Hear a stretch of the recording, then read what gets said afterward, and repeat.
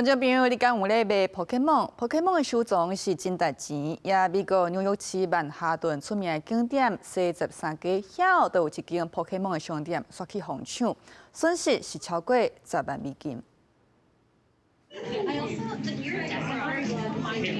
人不止在店内，有的人当伫选买商品，有的是伫柜台准备付钱。这个时阵，画面正边门口有3个穿乌衫、派这个派包啊后面的人，其中一个人摕玩具枪威胁其他人袂使叮当，另外2个人摕铁锤一直讲玻璃珠啊。Blocked the door.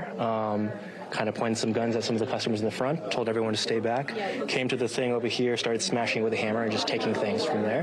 They went around the place trying to take more stuff, stole from the cash register and all of that, pointed their guns at a couple more people. 案发地点伫纽约曼哈顿中城甲医城甲界的43街。2025年11月才开幕的宝可梦周边商品店，伫地方媒体报道宣传，这几个月已经变当地爱宝可梦的人真爱来所在，生意真好。不过拄到这件抢案，损失的金额超过10万美金，相当是新台币300多万。好在在店员甲人客无人受伤。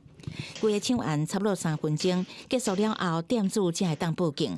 福斯新闻网报道指出，匪徒过手了后，沿43街向西逃走，到目前也无掠到任何嫌犯。详细案情嘛，还搁咧调查。公司新闻4家人编译。